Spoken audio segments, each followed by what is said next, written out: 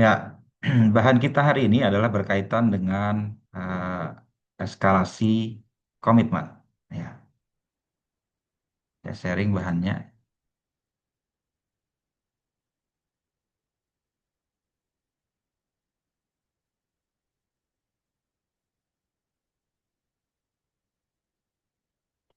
Ya, dalam pengambilan keputusan seringkali kita eh, tidak tepat, ya, tidak tepat mengambil keputusan karena ada yang dinamakan bias, ya.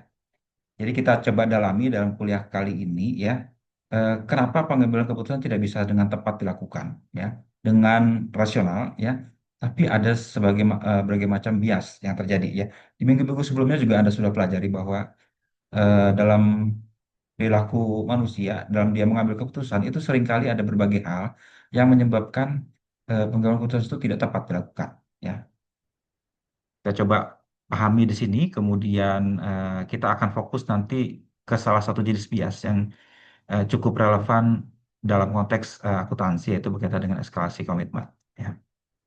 Nah, pengambilan keputusan itu, ya, kita kenal kemarin, ya,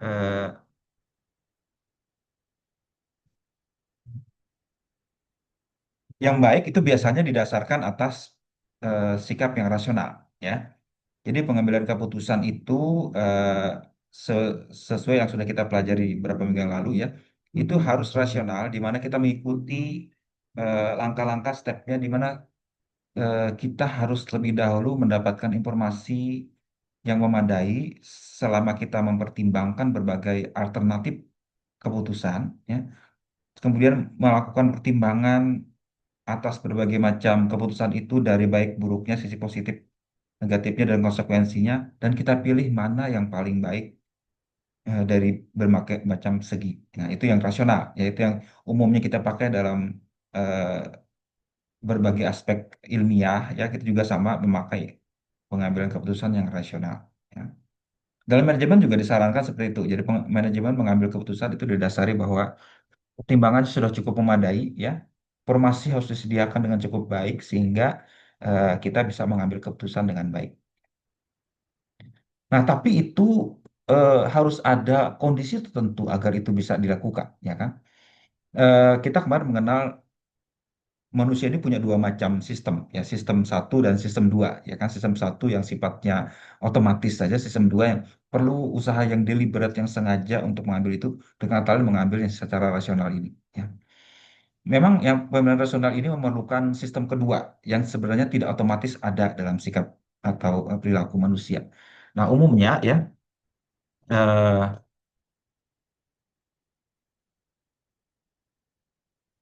sorry, umumnya manusia punya keterbatasan, ya. Eh,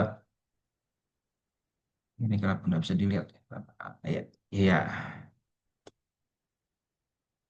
Dia seringkali harus mengambil keputusan dengan cepat, ya, tanpa perlu semuanya lengkap dulu, dia bisa mengambil itu, dan itu seringkali terjadi, ya. Jadi dia dengan kondisi yang serba terbatas, dia harus segera mengambil keputusan yang tepat dan rasional, ya. Itu yang dinamakan rationality yang sifatnya terbatas, ya, atau dalam bahasa Inggris bounded rationality, yaitu proses pengambilan keputusan yang disederhanakan dengan mempersepsikan dan menginterpretasikan feature dasar masalah tanpa perlu menangkap kompleksitasnya, ya. Jadi yang basic-basicnya saja, oh ini begini langsung gitu kan, itu yang sifatnya terbatas, dan seringkali itu juga diperlukan karena kondisi itu menuntut seperti itu, ya, kecepatan, ketepat apa, eh, kondisi kritis dan sebagainya, harus diambil keputusan dengan segera, dan seringkali harus juga tanpa harus menunggu adanya eh, informasi lebih dalam, ya. Itu dinamakan rasionalitas yang sifatnya terbatas. Tapi pengambilan keputusan ada juga yang sifatnya tidak terlalu memerlukan itu, ya, yang kita sebut dengan sistem satu, yaitu berkaitan dengan intuisi, ya. Proses tanpa sadar yang dibentuk dari intisari. Kalau dia sudah mengalami sebelumnya langsung saja, ya, ada semacam heuristik atau kebiasaan atau yang conscious proses yang tidak sadar, langsung saja dengan intuisi, oh kayaknya begini nih, kayak begini. Jadi tidak ada harus informasinya tersedia lengkap, kompleksitasnya cukup memadai untuk mengambil keputusan, tapi dia langsung, itu namanya intuisi, ya. Eh, Intuitif saja, tidak perlu harus ada kompleksitas tersendiri. Nah, Tentu saja yang dalam organisasi disarankan kita mengambil keputusan itu dengan tepat. Yang tepat biasanya pakai cara yang rasional, ya. Itu, ya. Nah, tapi eh, kita sudah belajar juga bahwa pengambilan keputusan tidak selalu mengambil yang rasional, ya. Eh, Bahkan kita berusaha rasional sekalipun ada semacam bias atau kekeliruan atau error, ya. Error itu kekeliruan, bias itu adalah penyimpangan, ya. Sering kita lakukan karena kemarin minggu lalu sudah kita pelajari dan itu bahan Anda pelajari nantinya. Itu berkaitan dengan persepsi. Persepsi kita dapat mempengaruhi pandangan kita. Itu pun akan membuat kita tidak tepat dalam melakukan penilaian. Ya. Nah, kenapa kita tidak selalu menggunakan cara rasional? Ya, karena memang dunia kita ini begitu kompleks, kemudian pikiran kita juga seringkali tidak harus menunggu semuanya lengkap dulu. Kita mengambil shortcut atau jalan pintas untuk memahami apa yang terjadi di sekitar kita, dan itu sayangnya tidak selalu tepat karena ada yang namanya bias dan error. Ya, yang merambes dalam semua aspek kalau kita di dalam organisasi ada proses manajemennya. Nah, kita coba dalami eh, apa error yang mungkin terjadi, ya. Sebenarnya sudah ada dibahas di minggu lalu, cuman saya coba review ulang lagi. Pertama, randomness, ya. Seringkali kita punya tendensi atau kecenderungan untuk percaya bahwa kita mampu memprediksi luaran tertentu atau kejadian tertentu secara acak atau random. Dunia kita kompleks, ya, sebenarnya acak, ya. Kita sebenarnya sebagai manusia ini berusaha menalarkan sesuatu masuk pikiran kita. Walaupun sebenarnya itu acak. Dan kita tidak suka acak itu, ya. Karena kita suka itu ada story-nya atau jalannya, ya. Dan apa yang acak itu kadang-kadang di ditemu-temukan, ya. Eh, apa otak-atik gatuk gitu sering sering ditemu-temukan padahal itu sebenarnya acak, nggak ada hubungan sama sekali, ya. Jadi tendensi individu untuk percaya bahwa mereka mampu memprediksi. Ya. Kita ini sebenarnya nggak punya kemampuan karena dalam dunia alam kita ini semua itu random, ya. Random itu ya acak saja, tidak ada polanya, ya. Nah, seringkali manusia berusaha membuat ada polanya, itu randomness error. Kemudian kedua, manusia punya tendensi untuk menyukai keuntungan pasti, ya, ketimbang sesuatu yang berisiko, ya. Jadi tendensi untuk menyukai keuntungan pasti dengan besaran sedang ketimbang luaran yang lebih beresiko dengan hasil yang lebih tinggi. Dengan kata lain, kita melakukan apa yang dinamakan risk aversion, menghindari risiko. Ya. Kita menghindari risiko saja sesuatu yang nggak pasti, udahlah kita ini yang pasti-pasti saja. Ya. Padahal mungkin yang pasti-pasti saja ini keuntungannya kecil. Ya. Lebih rendah dibanding keuntungannya yang agak tidak pasti tadi. Ya. Kita tidak mau menunggu. Ya. Apa, kita hindari saja risikonya. Padahal itu nggak selalu benar. Yaitu kemudian ada lagi yang dinamakan hindsight bias, ya. Bias tendensi untuk percaya bahwa secara salah bahwa luaran tertentu itu sudah kita ketahui sebelumnya dengan akurat, ya. Tendensi untuk percaya secara salah setelah luaran atau kejadian yang diketahui sehingga seseorang dapat memprediksi luaran itu secara lebih akurat, ya. Jadi apa? Ini umumnya setelah kejadian terjadi. Biasanya setelah kita balik lihat ke belakang, hindsight istilahnya, ya. eh, Wah, begitu kan, benar kan apa yang saya pikirkan semula. Lah itu kan karena dia sudah tahu duluan. Itu. Jadi ada semacam perasaan bahwa dia bisa menduga semula, walaupun nggak dikatakan, walaupun nggak diungkapkan. Gitu kan. Itu namanya ada bias juga. Wah, dia jadi bisa mengungkapkan itu karena sudah tahu hasilnya atau luarannya. Nah, seringkali seperti itu. Ya, misalnya kita jalan, ya, ternyata jalan itu tersesat. Ya, salah mengambil jalan, gitu kan. Nah, betul kan yang saya bilang tadi, katanya. Lah kenapa baru dibilang sekarang? Nah itu sebenarnya kita nggak bisa bilang begitu. Kita tadi juga nggak bisa sebenarnya menduga yang mana yang betul. Ya. Kemudian saja kita bisa membalik lagi menduga itu. Ya. Kemudian ada lagi yang dinamakan outcome bias, yaitu cenderung untuk menilai kualitas dari keputusan berdasarkan keinginan keterpercayaan suaranya. Melihat dari hasilnya, outcome-nya. Ya. Kita melihat sesuatu berdasar dari outcome-nya. Ya. Apa hasilnya? Padahal belum tentu hasil itu mencerminkan kondisi dari keputusan yang sebenarnya. Ya. Apa? Orang yang gagal misalnya belum tentu dia memang apa tidak kompeten, bisa saja dia berada dalam kondisi yang benar-benar di luar kendali dia, ya seperti itu ya. Dan kita cenderung percaya pada hasilnya saja, ya nggak melihat ke kondisi sebenarnya, ya. Nah ini banyak terjadi seperti itu, ya. Dan kita fokus ke satu jenis lain lagi dalam bias itu, yaitu yang dinamakan eskalasi komitmen. Apa nih maksudnya? Ya, kita coba dalami ya. Berbeda dengan yang lain, ini lebih kita fokuskan di hal kali ini karena ini adalah banyak perputusan dengan pengadilan, terutama dalam kedudukan kita sebagai akuntan. Ya. Eskalasi komitmen itu adalah kecenderungan atau tendensi orang untuk tetap berkomitmen pada perilaku sebelumnya, terutama yang telah diumumkan ke publik, bahkan jika tidak memberikan hasil yang diinginkan. Berkomitmen itu tetap kekeh teguh pada hal yang dilakukan semula, walaupun mungkin hasilnya sekarang nggak bagus. Ya, jadi berkomitmen. Nah, eh, justru hasil yang tidak bagus tadi membuat komitmen itu bertambah-tambah lagi, yang dinamakan eskalasi. Ya. Nah, bias ini menjelaskan tendensi orang untuk mendukung ide sebelumnya meski bukti menunjukkan hasil itu salah. Ya. Hal ini terjadi bila orang berperilaku tidak rasional dan terus mengejar sesuatu yang memberikan hasil yang negatif. Ya. Jadi yang apa sesuatu itu tidak tepat, tidak betul saja tetap saja ya karena dia beranggapan tetap berpegang pada itu walaupun hasilnya salah. Nah, itu nggak rasional. Kalau nggak salah ya berubah saja nggak apa-apa gitu kan. Tapi kecenderungan eh, dalam perilaku orang itu seperti itu ya. Nah, ini misalnya kasus ya, sekedar memberikan gambaran ya. Ada mungkin seorang manajer ya yang punya otoritas atau wewenang untuk memutuskan seseorang itu dipekerjakan atau tidak ya. Anda yang memutuskan ini orang ini bisa diandalkan, saya ambil dia jadi karyawan ya. Jadi diputuskan di hire menjadi anak buah Anda. Anda punya harapan bahwa orang anak buah ini akan menghasilkan kinerja yang baik ya karena dari awalnya bagus ya. Namun ternyata begitu dia bekerja, dia justru tidak sesuai dengan harapan Anda ya. Padahal Anda yang merekrutnya dulu. Sekarang kok kerjanya begini ya. Haruskah Anda memecat saja orang ini? Nggak tepat ya. Hmm, ini kan dilema buat Anda ya. Karena Anda sudah menginvestasikan cukup waktu, uang, tenaga dalam melatihnya dia ya. Nah sekarang kalau dia keluar ya itu apa habis aja uang itu gak ada apa-apanya gitu kan. Nah itu kita menghadapi dilema di sini. Nah orang banyak keliru dalam mengambil keputusan. Dia tetap tidak memecat orang itu. Ya,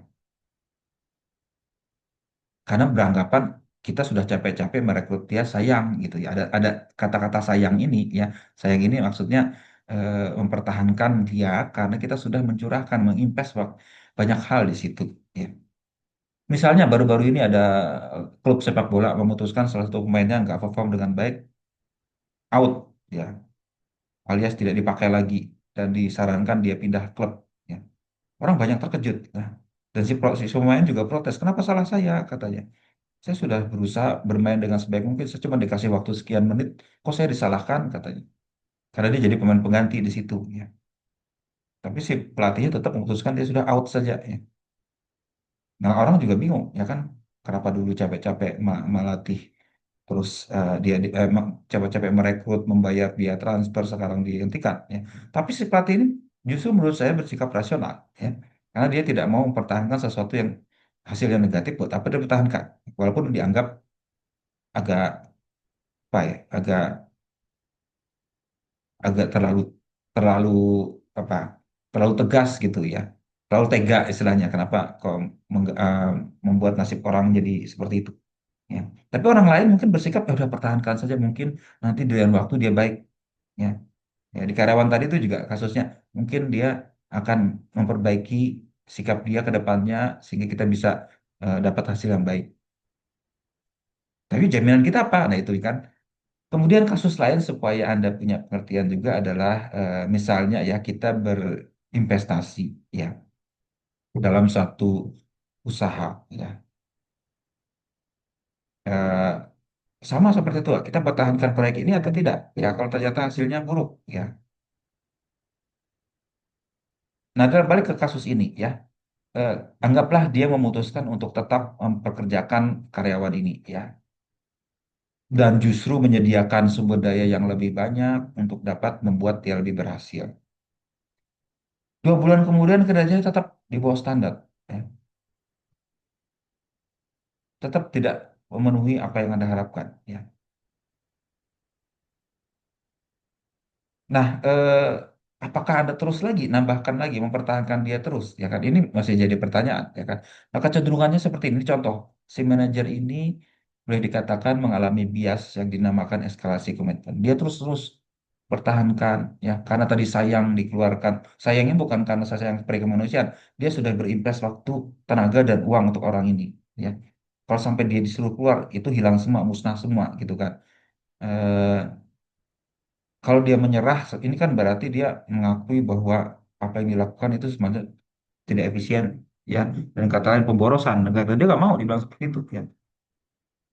Nah, kasus lain, ya, kasus lain itu kalau di konteks karyawan, kasus lain adalah kalau di konteks investor, ya. Anda anggaplah bekerja di perusahaan investasi tertutup, apa yang dinamakan private equity, ya. Kita biasanya memutuskan kita mau invest di perusahaan, ya, perusahaannya perusahaan startup misalnya, ya. Kita berikan modal kepada orang tersebut, ya. Ini ada usaha nih bagus. Oke, saya mau modali private equity, saya modali sekian juta dolar untuk usaha ini berkembang. Banyak startup teknologi seperti itu, ya. Eh, Tentu saja kita harus bertimbang betul-betul ini orang ini punya prospek apa bagus, usahanya bagus atau tidak, ya. Akhirnya diputuskan, oke, kita invest 2 juta dolar di usaha ini, startup ini. Mudah-mudahan ini bisa berhasil nantinya. 1 tahun kemudian, ya, pimpinan perusahaan atau CEO dari perusahaan ini bilang, aduh, saya punya kabar buruk. Kabar buruknya adalah perusahaan kehabisan duit sekarang, ya. Kami bakar-bakar duit kemarin dalam rangka memperkenalkan usaha kita ini, ya. Nah, sekarang kalau kami nggak ditambahin, kami pasti bangkrut, ya. Anda akan kehilangan 2 juta dolar yang investasikan. Tolong bantulah kami lagi. Kami minta lagi 1 juta dolar lagi, katanya. Mudah-mudahan ini bisa mengangkat kinerja perusahaan ke depannya. 1 tahun kemudian, ya. Nah, apakah Anda mau sebagai seorang investor berinvestasi ke sini? Nah, itu kalau Anda mau, berarti Anda terkena error, bias berkaitan dengan eskalasi komitmen. Kalau Anda berhenti, stop di sini saja, Anda telah gagal, kami tidak mau lagi, ya, itu berarti tidak terkena. Nah, orang seringkali mengalami kesulitan seperti ini. Eh, Kalau kita tetap bertahan, kita dinamakan tetap mengalami apa yang dinamakan eskalasi komitmen. Kalau tidak memutuskan tidak, berarti tidak terkena. Tapi seringkali orang sulit untuk berkata tidak, ya, karena dia sudah mencurahkan semua investasinya, baik waktu, tenaga maupun uang, ke apa yang sudah diputuskan semula. Nah, inilah apa yang dinamakan eskalasi komitmen. Itu yang punya karakteristik pertama, ya. Eskalasinya terjadi kalau orang itu membuat keputusan sebelumnya. Tadi misalnya keputusannya meng-hire seseorang atau keputusan menginvestasi dalam bentuk usaha. Satu. Kemudian kedua, kita telah menginvestasikan banyak waktu, tenaga, sumber daya untuk tindakan yang telah kita pilih. Kalau itu ternyata waktunya tidak banyak atau tidak seberapa banyak, itu biasanya cenderung kita tidak terlalu apa eh, tidak terlalu memberatkan hal tersebut, ya. Tapi kalau kondisinya kita telah menginvestasikan sesuatu itu dengan banyak, biasanya itu membuat tekanan akan lebih banyak lagi. Kemudian ketiga, apakah tindakan melanjutkan tindakan itu telah kita pilih sebelumnya atau kita tetap melanjutkan atau kita berhenti. Nah, itu ada semacam keputusan mau kita berhenti atau kita terus saja, ya. Terus saja konsekuensinya harus ada tambahan yang kita mesti lakukan. Ya, kalau yang konteks pertama tadi, kita tambahan menyediakan waktu tenaga untuk melatih atau membimbing dia. Yang kedua, memberikan uang lagi untuk dia bisa menjalankan usaha dia yang kehabisan uang tadi. Nah, akan timbul pertanyaan juga pada titik mana kita melanjutkan itu dianggap tidak rasional. Ya, umumnya, ya, kalau kita tetap melanjutkan walaupun hasilnya dulu negatif, itu kita dinamakan tidak rasional. Nah, Eh, ini sebenarnya bertentangan dengan prinsip yang kalau kita seorang akuntan itu, kalau kita belajar akuntansi manajemen, ya, apa yang sudah kita investasikan itu tidak akan relevan lagi karena itu sifatnya sudah lewat. Ya. Atau kita namakan sunk cost, sunk itu tenggelam. Ya. Biaya yang sudah tenggelam, ya, artinya biaya-biaya ini bersifat historis, tidak dapat dipulihkan dan tidak boleh dipertimbangkan dalam rangka kita mengambil tindakan di masa depan. Ya. Akuntan bisa menjalankan yang sudah lewat lewat saja itu nggak penting lagi, ya. Tapi seorang manajer kadang-kadang ya nggak bisa begitu, ya kan? Tapi kita kan sudah invest banyak, ya, sudah apa? Sudah ini, ya. Sayang kita, lah, padahal sayangnya itu nggak usah ditimbang-timbang lagi, udah lewat-lewat saja, gitu kan? Nah, titik acuan tindakan kita haruslah keadaan kita saat ini. Ya. Dan kita harus mempertimbangkan tindakan alternatif untuk ke depan dengan cara mempertimbangkan berapa biayanya, apa manfaat yang kita peroleh. Ya, jadi yang lewat biarkan saja. Ya. Biaya terjadi di masa lalu bukanlah sesuatu yang relevan untuk dipertimbangkan. Itu menurut eh, apa, pertimbangan rasional seorang akuntan pada saat kita mengambil keputusan.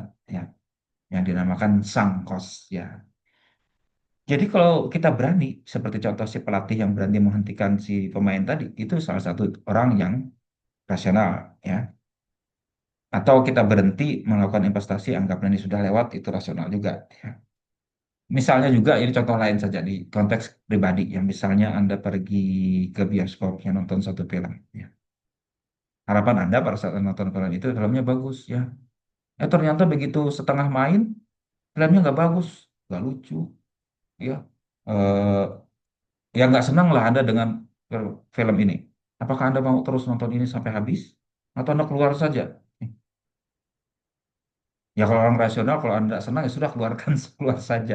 Terus yang uang kita, ya sudah kita lewat nggak perlu lagi. Cuma kalau seorang yang eskalasi, maka udahlah saya sudah terlalu bayar ini 100.000, sayang udah saya nonton.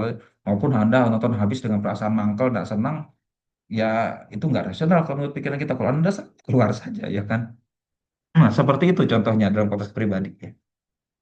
Walaupun jarang seperti itu, biasanya kita sudah timbang-timbang dulu nih film apa, ya kan.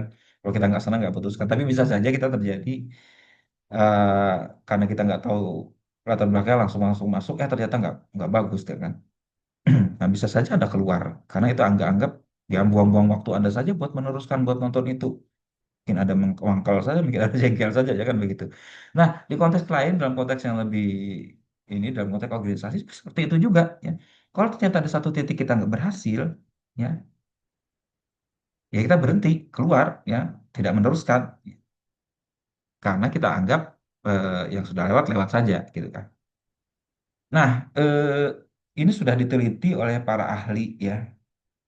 Nah, psikologi terutama, ya. Kenapa seseorang ambil keputusan yang aneh seperti itu? Karena eh, apa? Kita memang tetap kekeh atau teguh bertahan itu karena tadi itu kita masih terbawa beban masa lalu, ya, beban masa lalu, keputusan kita yang lalu, investasi yang sudah kita curahkan, dan itu masih menggandoli kita untuk mengambil keputusan ke depan. Ya. Nah, ini di penelitiannya Stowe tahun 76 ini, ya, dia menanyakan dalam penelitian dia, ya. Anggaplah Anda seorang manajer di suatu divisi perusahaan telah berinvestasi selama 3 tahun dalam satu usaha. Investasi itu selama 3 tahun tidak berhasil dan tidak memberikan laba yang mengembirakan. Sekarang Anda harus memutuskan apakah perlu berinvestasi lagi atau kalau demikian berapa banyak Anda mau. Nah, itu ditanyakan biasanya, ya, di penelitian eksperimen, ya, seperti ini, ya. Jadi namanya penelitian eksperimen biasanya kita mencoba menyajikan fakta ke partisipan untuk dia ngambil keputusan. Ya. Tapi mereka ada yang kondisinya berbeda, kita mau bandingkan. Ada yang kondisinya berbeda dalam konsekuensinya, ada berbeda dalam tanggung jawab. Kelompok A itu menerima konsekuensi positif. Konsekuensi positif maksudnya hasilnya berhasil. Ya. Berapa banyak dia mau usaha lagi. Ya. Kemudian kelompok B itu kalau konsekuensinya negatif, usahanya tidak berhasil. Biasanya kalau orang berhasil mau aja tambah lagi. Tapi kalau tidak berhasil, mau juga nggak? Nah, ini pertanyaan jadinya. Ya. Kemudian ada juga eh, kondisi lain di mana dia menanyakan mereka yang disodori kondisi eh, tanggung jawabnya besar. Berarti dia memutuskan pada saat mengambil keputusan 3 tahun yang lalu. Sedangkan kelompok dua itu tanggung jawabnya rendah, berarti orang lain yang memutuskan, ya, yang mengambil itu dan Anda sekarang menduduki posisi ini. Ya. Hipotesisnya adalah kalau kita menerima konsekuensi negatif, ya kita akan lebih cenderung mempertahankan itu. Apalagi kalau kita punya tanggung jawab, kita yang memutuskan 3 tahun yang lalu. Ya. Nah hasil dia apa? Nah hasil dia seperti ini. Ya. Jadi kalau konsekuensinya keputusannya negatif, ya cenderung orang mau lebih banyak melakukan investasi lagi, lebih banyak lagi. Hmm. Jadi kalau dulu gagal, ya mirip seperti konteks yang kasus kedua tadi. Kalau dulu gagal, ya kalau ternyata dia yang mengambil keputusan, ya maka dia akan banyak me- mencurahkan dalam hitungan jutaan dolar di sini, ya. Sekitar 13 dolar. Ya. Jadi walaupun rugi, dia tetap menginvestkan bahkan lebih banyak kalau kondisinya itu positif saja, ya. Perusahaannya berhasil. Harusnya kan orang perusahaannya berhasil, ya. Kita invest lagi mau saja, ya kan. Dulunya berhasil, kita tambah berhasil lagi, ya kan. Tapi kalau tidak berhasil justru nambah lebih banyak lagi, nggak masuk akal, ya kan. Dan itu akan sangat tinggi nih. Ini kalau tanggung jawabnya rendah dalam artian dia tidak bertanggung jawab, perbedaannya antara yang hasil positif dan hasil negatif itu tidak banyak beda, ya kan. Tapi kalau negatif justru nambah kalau dia bertanggung jawab pada kondisi itu. Ya. Ini nggak rasional, ya kan? Tidak rasional. Kenapa seperti ini? Ya? Padahal harusnya kalau apa usaha dia itu tidak berhasil, jangan ditambah lagi, ya. Bahkan kalau perlu berhenti saja, tidak melakukan investasi yang banyak, ya. Atau segera berputar haluan dan lain sebagainya. Tapi tetap justru di kasus ini dia lebih banyak melakukan investasi lagi. Ini salah satu hal yang menjadi tanda tanya dalam penelitian psikologi. Kenapa mereka tidak rasional seperti ini? Sebabnya. Nah, ini macam-macam sebabnya, ya. Eh, sebab pertama adalah kenapa dia mau seperti itu yang dinamakan biasnya itu ada anak-anaknya lagi biasnya. Pertama bias perseptual, ya. Persepsi. Minggu lalu sudah diterangkan mengenai persepsi. Anda bisa simak lagi bahannya, ya. Bahwa persepsi seseorang itu membuat seseorang cenderung mengambil keputusan yang sama dengan persepsi itu, ya. Persepsi dia kalau dia berubah keputusan yang dulunya seperti ini sekarang berubah haluan itu eh, apa berusaha dia membenarkan diri sendiri, ya, pembenaran diri, ya.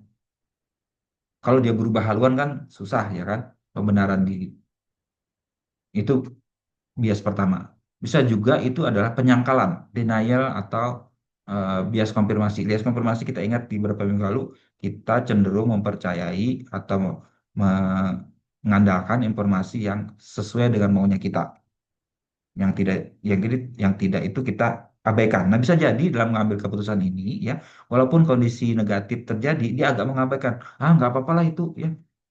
Biasanya usahanya ini memang di awal-awal rugi-rugi kok, ya. Mau saja kita invest lagi, ya. Jadi dia membenarkan saja kondisinya seperti itu dan justru menyangkal itu adalah negatif, ya, sehingga dia terus saja melakukan kegiatan investasi itu. Itu namanya bias perseptual, ya. Kemudian ada juga bias judgmental. Judgmental itu pertimbangan dalam bahasa Indonesia, ya. Pertimbangan itu adalah kita berusaha menghindari kerugian. Tadi yang saya bilang tadi, sayang tadi itu, ya. Jadi dalam mempertimbangkan, ah sayang sudah sekian lama, kenapa rasanya sayang gitu, rasanya masih ada memberatkan apa yang sudah kita curahkan tadi itu. Itu namanya penghindaran kerugian. Kita dengan kata lain kalau kita mengakui apa mengabaikan yang sayang tadi itu, ya kita berarti mengakui kerugian. Kita nggak mau mengakui kerugian pada tingkat sekarang berarti kita menghindari kerugian, ya. Kemudian ada aspek lain lagi. Aspek ini berkaitan dengan apa pandangan orang terhadap kita, ya, yaitu manajemen impresi. Kalau seorang manajer itu suka berpindah-pindah berganti-ganti keputusan yang dulu sekarang A sekarang B, itu kan nggak bagus ya, dianggap manajer yang pelin-pelan itu, atau tidak dianggap atau dianggap tidak becus, ya kan.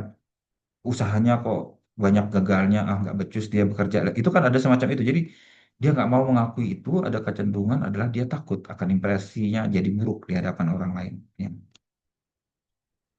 Dan hal lainnya adalah bisa jadi terkait dengan faktor situasional atau organisasional di mana seseorang mengambil keputusan, misalnya saja, ya,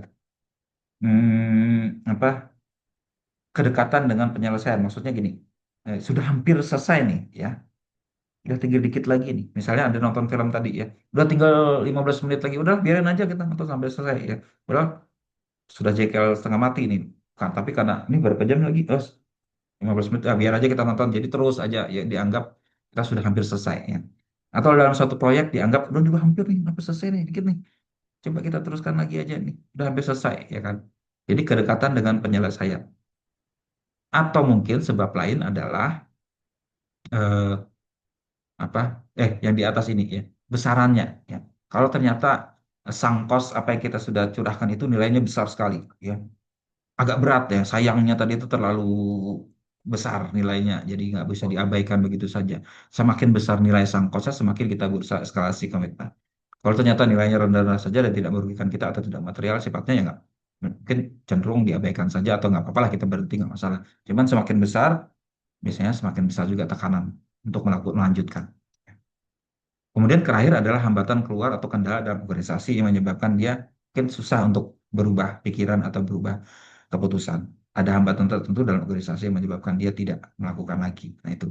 Ya. Nah ini pendorong terjadinya eskalasi komitmen. Ya. Nah ini lebih jelasnya ya sudah saya terangkan secara sepintas tadi coba kita dalami. Satu berkaitan dengan perseptual tadi pembenaran diri dan penyangkalan tadi ya. Pembenaran diri ya itu terjadi karena ya sebagian dari biaya yang mesti ditanggung itu menghentikan proyek ada bersifat psikologis tadi yang sayangnya tadi itu ya. Teori justifikasi diri ya itu mengatakan bahwa manajer yang berinvestasi pada sumber daya yang terbatas akan didorong untuk tetap bertahan agar dapat membuktikan bahwa diri mereka benar ya. Jadi mereka berusaha menunjukkan dirinya benar, ngotot gitu loh. Nggak apa-apa ini ya, apa yang saya putuskan itu benar kok. Ya, tunggu saja, semuanya akan kami selesaikan. Ya ada banyak kejadian kan seperti itu ya kan. Eh, Mereka tidak mengakui dia salah.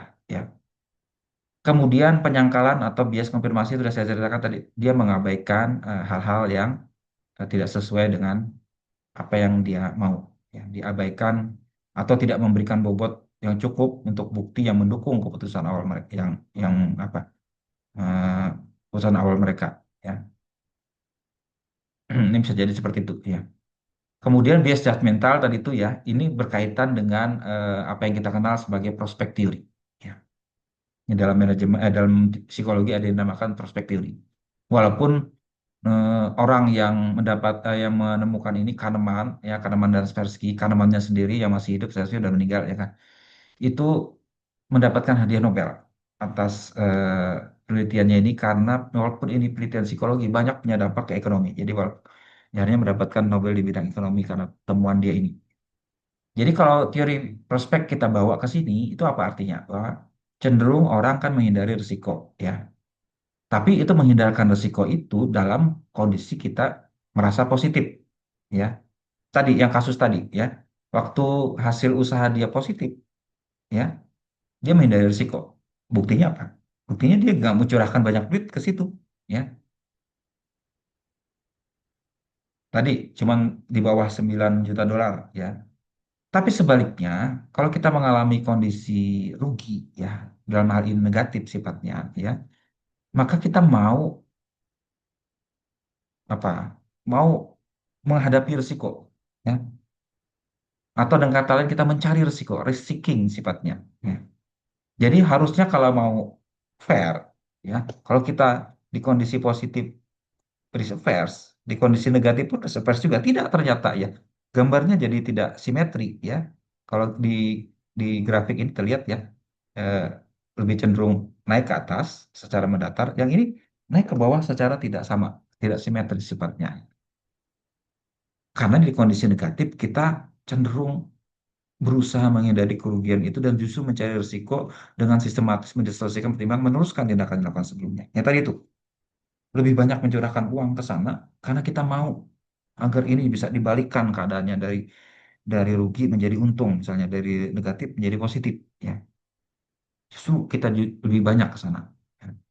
Ini yang salah satu pertimbangan juga kenapa dia seperti itu. Dalam pertimbangan dia mencerminkan apa yang dinamakan apa ketidaksimetrisan dalam menghadapi risiko. Ini bias judgmental kita sebutnya. Kemudian tadi saya terangkan penyebab lainnya adalah manajemen kesan atau impresi, di mana kalau kita mengakui gagal di depan umum kita malu, ya kan? Biasanya kita nggak mau disebut tidak becus kalau kita mengakui adanya kegagalan, ya.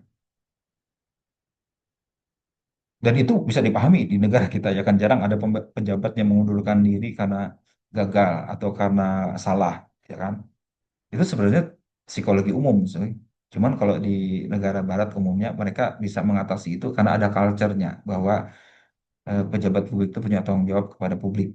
Ya, pertanggungjawaban publik istilahnya. Kalau kita tidak mampu harus di sini tidak, ya kan? Dan di banyak organisasi juga banyak seperti itu, ya. Mengakui kegagalan itu sesuatu yang memalukan, ya, secara diri dia sendiri. Ya, kalau sampai mengakui dia keliru atau salah, itu biasanya ya ditutup-tutupi, ya. Ya dalam kondisi dia harus ngambil keputusan, jadi terus aja, ya kan, teruskan terus menerus ya, dalam rangka dia menutup menjaga citra dirinya yang baik di hadapan orang lain. Itu manajemen kesan atau impresi. Kemudian tadi ya sudah saya terangkan juga tergantung dari besaran cost dan tergantung dari penyelesaiannya apakah sudah mendekati akhir kan. Kalau semakin jauh mungkin keputusan kita terlalu berat masih nggak apa-apa lah nih di awal-awal juga ya. Tapi kalau sudah banyak kita curahkan dan itu hampir selesai ya kan itu semakin cenderung kita meneruskan.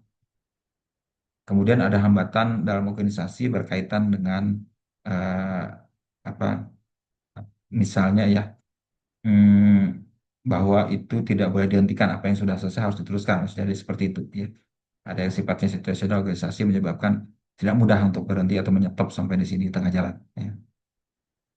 Nah itu ya sudah kita sadari itu tidak tepat ya kan, tidak tepat. Nah sekarang pertanyaannya bagaimana cara mengatasinya? Ya. Cara mengatasinya ada beberapa. Yang pertama adalah eh, bersedia menghadapi konsekuensi. Ya, dalam hal ini eh, pengambil keputusan harus berani mengambil tanggung jawab untuk keputusan yang buruk dan tidak segan mengubah keputusan jika tidak membantu mencapai tujuan. Ya. Dengan kata lain, sedia menghadapi konsekuensinya. Ya.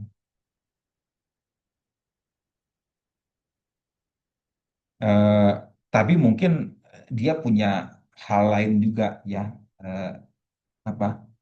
Hmm, kalau proyek itu tunggal, mungkin ya agak takut juga orang. Cuma konsekuensi ini harus dipertimbangkan dengan baik juga. Kemudian hal lain adalah ini sifatnya mencegah adalah waspada ya.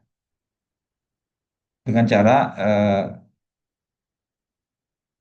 menghindari itu. Tadi salah satu kenapa kita ngotot tetap bertahan adalah kita sengaja tidak mempertimbangkan informasi yang bertentangan. Ya. Hanya mencari informasi yang mendukung kita saja. Nah, sebaiknya waspada itu dilakukan dengan mencari informasi yang bertentangan. Kemudian mengambil keputusan yang lengkap dari informasinya yang tidak dipengaruhi oleh bias kita sendiri. Ya. Menghindari yang dinamakan teori apa bias konfirmasi tadi itu. Ya, kita timbang-timbang, oh betul juga ya. Oh saya bias dalam hal ini ya sudah, nggak apa-apa kita berhenti. Kita harus yakinkan publik atau yakinkan manajer atau yakinkan masyarakat tentang kenapa ini kita tidak teruskan dan sebagainya. Ya, nggak apa-apa ya kita diselahkan dan sebagainya ya terima saja konsekuensinya. Ketimbang kita meneruskan lebih parah lagi nanti. Kemudian keluar dari kekeliruan sang kos tadi ya tetap mengingat yang prinsip akuntansi tadi bahwa sang kos itu tidak relevan. Ya. Satu-satunya faktor yang dipertimbangkan adalah biaya peluang dan manfaat di masa depan, bukan yang sudah lewat. Yang sudah lewat biarlah lewat. Yang kita pertimbang adalah ke depannya, gitu kan. Itu harus dicamkan betul-betul ya. Dan pihak lain juga harus diingatkan itu bahwa eh, ya mungkin ada salah menyalahkan ya, mungkin ada seseorang yang harus berhenti dari pekerjaan dia dan sebagainya ya kan. Cuman kan kalau kita mementingkan organisasi tidak harus orang per orang yang harus kita pertimbangkan, tapi dengan keseluruhan gitu ya. Kemudian kita juga menghindarkan dari ketakutan adanya kerugian atau loss aversion. Ya. Jangan terlalu emosional dalam berinvestasi. Kalau yang namanya untung atau rugi itu biasa, ya kan. Eh, Kadang-kadang ada sesuatu yang di luar kendali kita yang tidak kita tidak selalu benar setiap saat. Ya, nah, organisasi agaknya harus open ya, jangan terlalu strict ya.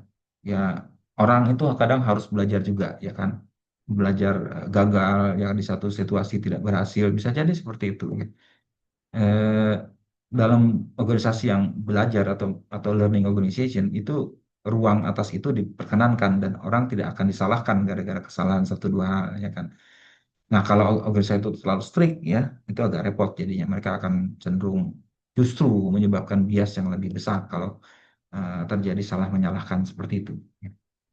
Kemudian berkaitan dengan kesan atau impresi tadi ya, mungkin orang khawatir bahwa keputusannya menghasilkan luaran negatif adalah eh, mungkin kalau kita mengakui kesalahan kita tuh lebih dihargai daripada kita enggan mengakuinya. Misalnya ketua suatu organisasi yang tidak berhasil, tuntut mundur ya, tapi ngotot nggak mau mundur karena dia malu ya mengakuinya itu, dianggap dia orang gagal. Nggak apa kok. Ada seorang ahli bilang kalau dia ngaku dia salah, minta maaf ke publik, publik bisa memaafkan kok. Ya kan? Gentle mengakui di depan orang, ya publik akan melupakan itu dan mau menatap ke depan. Tapi kalau tidak mengakui lari tanggung jawab itu akan dikejar-kejar terus sama publik katanya. Tapi saya setuju ya bahwa kita jangan terlalu ngotot ya, eh, apa terlalu menjaga citra gitu ya. Padahal kalau kita mengakui dengan gentle bahwa kita salah, kita tidak tepat, mungkin orang tidak beranggapan kita buruk. Orang tetap menghargai kita. Ya, oke. Itu kemudian berkaitan dengan tadi itu ada bias karena kedekatan penyelesaian, maka harus selalu diingatkan secara konstan akan maksud dari keputusan kita sekolah. Ya. Kalau memang tidak tepat, ya sudah nggak apa-apa. Yang sudah lewat ini kan jadikan pembelajaran, gitu kan seperti itu. Ya, penghindaran kedekatan itu maksud dari tujuan yang semula seperti apa. Ya. Nah, cara lainnya lagi adalah mau dikasih reward system. Ya, kalau dalam sistem pengendalian manajemen kita sudah belajar bahwa setiap tindakan manajemen itu harus diberikan reward atau insentif untuk sesuatu yang keberhasilan. Tapi kalau reward itu salah diterapkan, mendorong mereka menghalalkan segala cara untuk mendapatkan reward itu. Ya. Nah, kalau misalnya manajer tadi itu ya, manajer yang berhasil diberikan reward bagus, ya manajemen gagal diberikan reward yang buruk, itu juga kadang-kadang berakibat tidak tepat karena itu mendorong mereka melakukan bias. Nah, itu untuk membuat keputusan terbaik bagi organisasi, fokus haruslah diarahkan pada biaya manfaat di masa depan, bukan yang sudah lewat, ya kan? Namun orang lebih mungkin mendapatkan imbalan atas eskalasi komitmen dibandingkan dengan perubahan arah. Ya. Justru dia mungkin dapat hasil atau didorong untuk nambah, ya itu lebih di reward, diberikan reward justru yaitu yang tidak tepat ya. Dan manajemen yang mendorong manajemen kesan atau impression manajemen perlu diganti dengan sistem yang menghargai keputusan yang baik ya.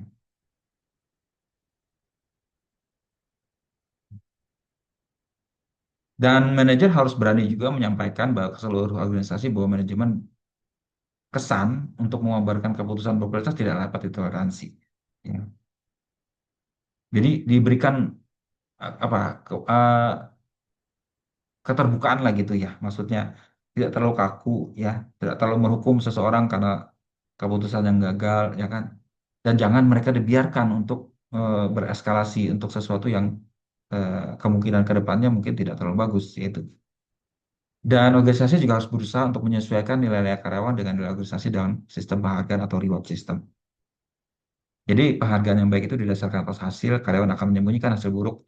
Itu yang kita pelajari di SPM yang dinamakan pengendalian hasil, ya kan? Result control. Ya, result control itu punya konsekuensi buruk. Dia akan menghalalkan segala cara demi untuk mendapatkan hasil. Nah, sebaiknya manajemen juga perlu melakukan apa yang dinamakan eh, kontrol yang lain, yaitu kontrol atas tindakan atau action control. Ya. Ketika manajemen menentukan imbalan untuk melihat proses bukan hasil, karyawan akan termotivasi membuat keputusan terbaik bagi berbagai tahap. Ya, terlepas dari apakah keputusan awal itu benar atau tidak. Ya, jadi melihat pada prosesnya, bukan pada hasil. Jadi actionnya. Jadi kalau kontrol ini berarti betul juga yang sudah kita pelajari kontrol jangan melulu pengendalian hasil, tapi kita melihat pengendalian action atau prosesnya. Jadi prosesnya yang dulu salah nggak apa-apa, tapi prosesnya dilakukan dengan betul, mempertimbangkan dengan baik, ya. Semua hal itu dikaji dan dicari informasinya, dipertimbangkan masak-masak itu akan lebih dihargai daripada keputusan yang sifatnya eh, melulu pada hasil saja. Nah, itu ya berkaitan dengan eskalasi komitmen. Ya. Ini banyak relevan. Kenapa ini kita berfokus lebih banyak? Karena ini relevan dalam konteks akuntansi atau manajemen. Ya. Banyak keputusan itu berkaitan dengan keputusan investasi tadi itu ya, keputusan mengambil keputusan manajemen. Ya, itu kadang-kadang kita perlu berputar haluan. Ya, kalau dirasa itu tidak tepat lagi. Ya. Manajemen harus memberikan toleransi untuk kegiatan seperti itu. Ya, jangan terlalu kaku sifatnya karena tidak semua hal bisa dikendalikan dengan baik. Ya. Supaya menghindarkan dari apa yang dinamakan bias konfirmasi ini. Ya, itu eh, sebab-sebabnya kenapa bias ini terjadi. Ini. Oke, ada yang ditanyakan mengenai ini?